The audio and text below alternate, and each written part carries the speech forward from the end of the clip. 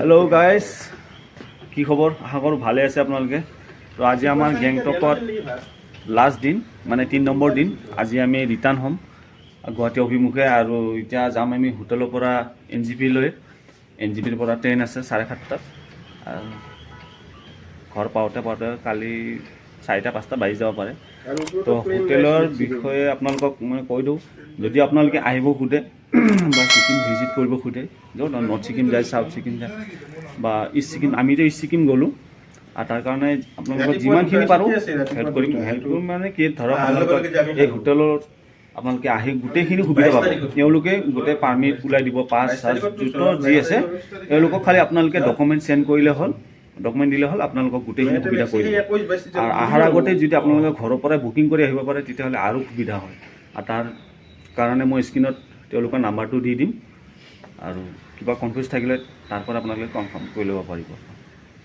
আৰু এতিয়া গোটেই মহা আমি ৰেডি হ'লোৱে এতিয়া বঢ়িয়াকৈ তলত গৈ কিবা এটা খাই মেলি এনজিপি পাব লাগিব 5টামান বজাত পাব লাগিব কাৰণ অকণমান এডভান্স যিহেতু ট্ৰেইন মিছ হ'ব পাৰে সেইকাৰণে এডভান্স পোৱাটো ভাল এতিয়া চবে ৰেডি আৰু এতিয়া আমি যাব লাগে এনজিপি যদি যাব লগা থাকে ৰিটাৰ্ণ তেতিয়াহ'লে আপোনাৰ হোটেলৰ পৰা শিলিগুৰি ট্ৰেইনলৈ যাম বুলি ক'ব 30 টকাকৈ দিলে হ'ব আপোনালোকে বেছি সুধিব পাৰে নিদিব কাৰণ বহুতে নাজানা বুলি ভাবি কেনে দি দিব পাৰে গতিকে আপোনালোকে সিহঁতৰ কথা শুনিব এতিয়া আমি যাব লাগে শিলিগুৰি ষ্টেণ্ডৰ পৰা এনজিপি আৰু হোটেলৰ পৰা ইয়ালৈকে আহোঁতে অনলি 30 ৰুপিজ লয় অনলি 30 ৰুপিজ তো এতিয়া আমি ভিতৰলৈ যাওঁ বলক ষ্টেণ্ডৰ ভিতৰলৈ গৈ সোধোঁ কোন গাড়ী কিমানকৈ লয় ইয়াৰ পৰা এনজিপি লৈ আৰু ইয়াতে আপোনালোকে সৰু গাড়ী বাছ যি গাড়ী নলয় কি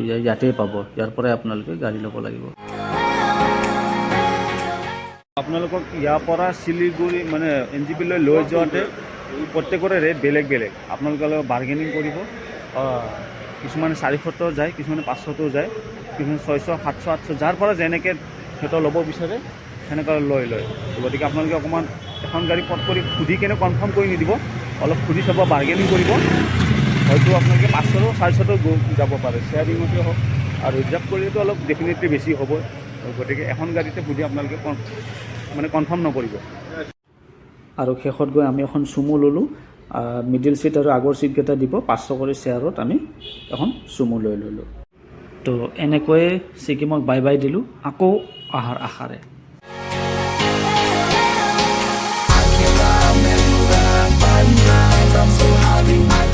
আৰু আমি উভতি আহি থাকোঁতে আধা ৰাস্তাতে দেখা পালোঁ কেইজনমান মানে 10-12জনমান ফৰেইনাৰ তেওঁলোকে বাইক লৈ ৰাইডিং কৰি আছে গোটেই ছিকিম ঘূৰিব তেওঁলোকে তো এনেকুৱা এদিন আশাৰ সপোন আছে আৰু এইফালে চাওক যোৱা 4 অক্টোবৰত যি হেভি বৰষুণৰ কাৰণে 31টা নদী যি ধ্বংসলীলা চলাই গ'ল ছিকিমবাসীয়ে এই ঘটনা হয়তো কেতিয়াও পাহৰিব নোৱাৰে সঁচা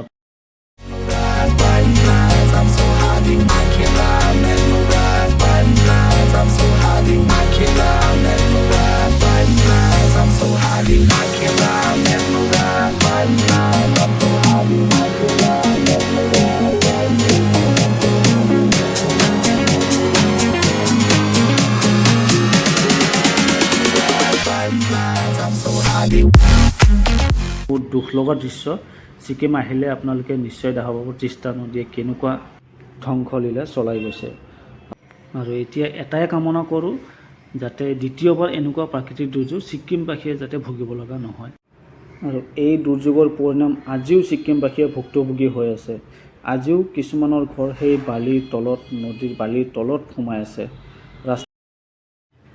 আপোনালোকে দেখা দিছোঁ এইবোৰ ঘৰ চাওক আজিও সেই নদীৰ বালিৰ তলত যি তিষ্টা নদীৰ তাণ্ডৱ সেই বালিৰ তলত সোমাই আছে ঘৰবোৰ আমি জাৰ্ণিটো এইখিনি শেষ হ'ল 500 টকা দি আহিছিলোঁ মানে এনজিপিলৈ ডাইৰেক্ট নাযায় তাৰে 3 কিলোমিটাৰ আগত নমাই দিয়ে তেওঁলোকক ভিতৰত যাব নিদিয়ে আৰু এতিয়া আমি যাম এই ৰিক্সাত এনজিপিলৈকে তাৰ আগতে ৰাতিপুৱা খাই এতিয়া ভোক লাগিছে 4-5 ঘণ্টা গাড়ী বহিলোঁ গতিকে এতিয়া অলপ কিবা এটা খাই লওঁ ভাতে হওক বা চাওমিনে হওক বা বিৰিয়ানী হওক অলপ খাই লৈ তাৰপিছত আমি এনজিপি গৈ আছোঁ তো আজি সোনকালে আহি পোৱাৰ কাৰণ হৈছে যোৱাকালি মানে 22 অক্টোবৰ তাৰিখে দুপৰীয়া 12টামান বজাত NH10 খুলি দিছে তো সেইটো কাৰণে আজি অলপমান সোনকালে আহি পালোঁ, ইমান এটা টায়াৰ্ড ফিল হোৱা নাই। এতিয়া বলক আহি পালোঁ হোটেল, এই হোটেল স্বৰ্গম, তাতে কিবা এটা খাই লওঁ আমি। তো আমি এই বেংগলী হোটেলখনত সোমাই কিনে ভোক মাছেৰে এসাঁজ তৃপ্তিৰে খাই ল'লোঁ। পূৰা ভোক লাগি আছিলে আৰু ভাত সাঁজ খাই বহুতে শান্তি লাগিছে। আৰু ভাত তাত খাই উঠি আমি এতিয়া এই ৰিক্সা লৈ যাব লাগে NGP, আৰু যাওঁতে ৰিক্সাত বহি চাই যাওঁ আমি শিলিগুৰি দুৰ্গা পূজা। আহি পালোঁ ষ্টেচন, আৰু অলপ এডভান্স আহি পালোঁ।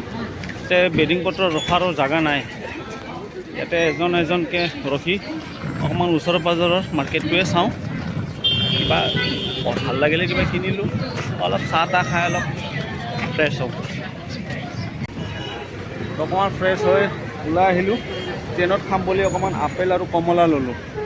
আৰু বেংগলত আহি কিনে যদি বেংগলৰ অলপ মিঠাই ট্ৰাই নকৰোঁ তেতিয়াহ'লে কি হ'ব, কি বাঙালী মিষ্টি কি কওঁ, আমি খাই চাওঁ এবাৰ গল্লা মিঠাই খাই চাওঁ, কোনটো খালে ভাল হ'ব বা অৱশ্যে চব পায়, ভাত ৰুটি পৰঠা মিঠাই চাহ গোটেইখিনি। মিঠাই কিন্তু দেখাতে ভাল লাগিছে, এইটো খাই বা কেনেকুৱা লাগে এবাৰ ট্ৰাই কৰি চাওঁ। তো গোল্লা লৈ ল'লোঁ,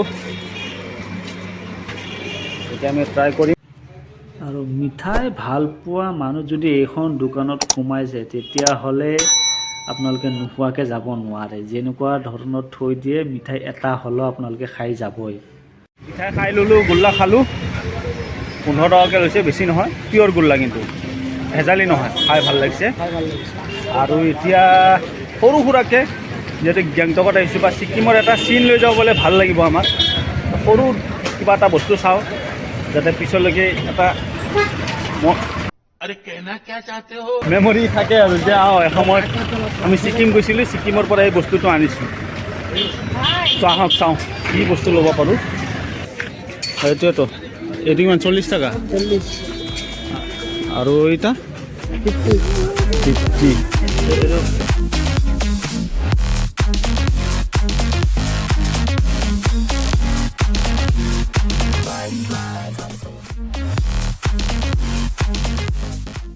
চল কয় টকা? 100 লবি নেকি? মাফলা মোর এটা নিয়ে যাও, জেন্টসরা ছেলেরা তোমরাও ইউজ করতে পারো। 100 টাকা। 100 আরে মালাই গোল করে একটু কম করো। আর ইয়াতে সব ফিক্স দাম কিন্তু দেই, যেটো কয় সেইটোৱে দিব লাগিব। দুইটা 150 টাকা লও, কোন কিলো? হ্যাঁ, দুইটা 150 টাকা লও। না না ভাইয়া দুইটা লয়। জলদি আনা 100 টাকা। না না তাহলে 150 টাকা আমি চাবো, তাহলে ডিসকাউন্ট করতে করতে 100 পৌঁছাবে।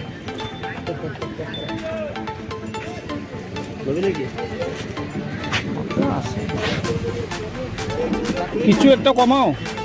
95 করে দিতে পারবো, লাস্ট দেখো 95 5 টাকা ডিসকাউন্ট। আরে তোমার ভিডিও ইউটিউবে যাবে, একটু কামাও। কথা রাখার জন্য আরে তুমি ভাইরাল হয়ে যাবা, ইউটিউবে যাবে, একটু কমাও। 100 করে হয়, কিন্তু কথা রাখার জন্য 5 টাকা করে কম দেবো। আরে ও দুইটা 150 টাকা, 170। হবে না দাদা, হয়তো দিন 4 টাকা 5 না না না, দুইটাই লাগে। দুইটা এই দুটা ললো। তো গাইস কেনেকুৱা লাগিছে ক'বচোন এই দুটা। এটা চিন হিচাপে মেমৰি হিচাপে ল'লোঁ আৰু ছিকিমৰ। এই ল দুটা, ঠিক আছে চল দুটা লৈ লওক। কোনটো লয় এইটো? তো আজিৰ বজাৰ এইখিনি এতিয়া সামৰিলোঁ। দুটা লৈ আমি এতিয়া ষ্টেচন যাব লাগে, আৰু লগৰকেইটাও ৰখি আছে, সিহঁতেও অকণমান ফুৰিব। তো ট্ৰেইনত লগ পাই আছোঁ আপুনি। তো এনেকুৱা ষ্টেচনৰ কাষতে আমি অকণমান লগৰ লগত দুটামান ফটো উঠি এতিয়া আপোনাক জনাই আছোঁ যে হোটেল আৰু আপোনালোকৰ ট্ৰিপৰ বিষয়ে। তো আমি আছিলোঁ হোটেল ইন্দ্ৰকিলত, আৰু এতিয়া চেকআউট কৰি আছোঁ, আৰু দাদাৰ লগতে চিনাকি হ'ল। দাদা আপোনাৰ নাম? हेलो नमस्ते, hotel Indra Gangtok Ranka stand, near by walking distance 2 minute for MG mark. তো আপোনালোকে কিবা কাৰণত মানে আপোনালোকে যিকোনো প্ৰব্লেমত আপুনি চিন্তা কৰিব নালাগে, সব সলভ কৰি দিব। ডকুমেণ্টৰ পৰা ক'ত যাব লাগে, ক'ত পাছ ল'ব লাগে, গোটেইখিনি আমি মেনেজ কৰি দিব। আৰু ব্যৱহাৰ পাতি খুবেই ভাল পাইছোঁ, আৰু আপোনালোকে আহিলে এটা থাকিব পাৰে একদম MG মাৰ্টৰ পৰা ৱাকিং ডিষ্টেঞ্চত মানে এওঁলোকৰ হোটেল। তো অলপ পাই ভাল লাগে। है चलते हैं आसाम से जो भी लोग आएगा अच्छा सोफी सनराइज बोल के एक जो चैनल है अगर उसमें वीडियो लेके आएगा तो कुछ डिस्काउंट वगैरह হবে कि नहीं ये এইটো চাই লওক তেওঁলোকৰ ডিটেইল আছে ইয়াতে তো এই কাৰ্ডখন দেখি আছে এই কাৰ্ডত থকা নম্বৰত আপোনালোকে ফোন কৰি কিনে গোটেই পেকেজৰ বিষয়ে আপোনালোকে জানি ল'ব পাৰে আৰু মই জনাত যিমানবোৰ পেকেজ আছে তেওঁলোকৰ বেষ্ট প্ৰাইচ আপোনালোকে এবাৰ কম্পেয়াৰ কৰি চাব বেলেগৰ লগতো তো এতিয়া আমাৰ ট্ৰেইন যোৱাৰ সময় হয় অলপ বিৰিয়ানী লৈ খাই মেলি ট্ৰেইনত ধুনীয়াকৈ টোপনি মাৰি বলক গুৱাহাটীলৈ যাওঁ তো গাইজ এতিয়া আমি আহি পালোঁ গুৱাহাটী ৰেলৱে ষ্টেচন আৰু এতিয়া ৰাতি বাজে 3:10 যিহেতু এতিয়া অকণমান ঘৰতে অসুবিধাও হয় ঘৰত ৰাতি ডিষ্টাৰ্ব দিব ভাল নালাগে তাৰপিছত লগৰ কেইজনক ভাড়া থাকে মালিককো অলপ ডিষ্টাৰ্ব দিয়াৰ নিচিনা হয়তো অকণমান দেৰিকৈ আমি ওলাম বুলি ভাবিছোঁ ষ্টেচনৰ পৰা অকণমান ইয়াতে ৰেষ্ট লৈ লওঁ আৰু চাহ পানী খাওঁ